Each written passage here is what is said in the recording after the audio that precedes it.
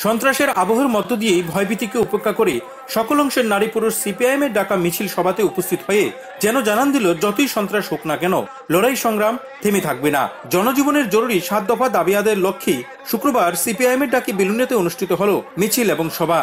ক্ষমতা পালাবদলের পর দীর্ঘ 11 মাসের মধ্যে সিপিআইএম এর ডাকা মিছিল এবং সভাতে এমন স্বতঃস্ফূর্ত ভাব আর দেখা যায়নি। মিছিলে উপস্থিত নারী পুরুষ লাল পতাকা হাতে নিয়ে যেন জানান দিল, শাসক দলের যতই রক্তচক্ষুর ভয়ভীতি চলুক না কেন লড়াই আন্দোলন থেমে থাকবে না, আমরা এগিয়ে যাব। রেগায় 200 দিন এবং টুয়েপে 100 দিন কাজ চাই, 340 টাকা মজুরি। সামাজিক ভাতা প্রাপকদের ভাতা বাতিল করা চলবে না, প্রতিশ্রুতি মতো 2000 টাকা ভাতা দিতেই হবে।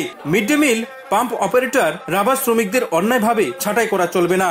এই দাবির সমর্থনে স্লোগান মুখরিত মিছিল সংগঠিত হয় সিপিআইএম বিলুনিয়া দলীয় কার্যালয়ের সামনে থেকে। নেতৃত্বে ছিলেন সিপিআইএম কেন্দ্রীয় কমিটির সদস্য বাদল চৌধুরী, দক্ষিণ জেলা সম্পাদক বাসুদেব মজুমদার, মহকুমা সম্পাদক তাপস দত্ত সহ সিপিআইএম এর অন্যান্য নেতৃত্বরা। 7 দফা দাবি আদায়ের মিছিল বিভিন্ন পথ পরিক্রমা করে শেষ হয় পুরানো মোটর স্ট্যান্ডের সামনে। সেখানে এলাকার সিপিআইএম নেতৃত্ব মদন দাসকে সভাপতিত্ব করে হয় সভা। সবাই বক্তব্য রাখতে গিয়ে সিপিআইএম কেন্দ্রীয় কমিটির সদস্য বাদল চৌধুরী তীব্র সমালোচনা করেন রাজ্যের জোট সরকারের। পাহাড়ে আপনারা দেখেছেন সেই ক্ষুধার্তরা আমার সন্তান বিক্রি মা বোনদের উপর সেই ধরনের ঘটনা ইতিমধ্যে শুরু হয়ে গেছে। রেখার কাজ নিয়ে মানুষের সঙ্গে সিনেমিনি খেলা হচ্ছে। গত 1-2 দিন বিলুনিয়া প্রান্তে ঘুরতে গিয়ে আমাদের যে অভিজ্ঞতা হয়েছে, রেখার কাছে পুকুরের কাজ হওয়ার কথা, কিন্তু দেখা যাচ্ছে বুলডোজার লাগিয়ে সেখানে রেখার কাজ করা হচ্ছে। তাতে গরিব মানুষ রেখার কাজ যারা পাওয়ার কথা তারা সেই কাজ থেকে বঞ্চিত হচ্ছে।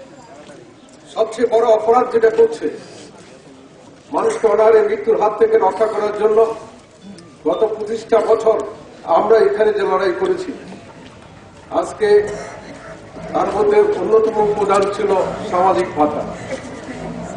এখন পর্যন্ত তার নোটিশ এসেছে, তাতে দেখা যাচ্ছে অর্ধেকের বেশি সামাজিক ভাতা সেখানে বাতিল করে দেওয়া হয়েছে। পাশাপাশি বলেন, আগামী দিনে আরো জোরদার লড়াই করতে হবে বিজেপির রাজত্বকে পতন ঘটানোর জন্য। রক্ত ঝরবে, অনেক সংগ্রাম আসবে, একে প্রতিহত করতে হবে। আমরাই বিজয়ী পতাকা উড়াবো বলে দাবিও করেছেন বাদল চৌধুরী। ব্যুরো রিপোর্ট, আকাশ ত্রিপুরা।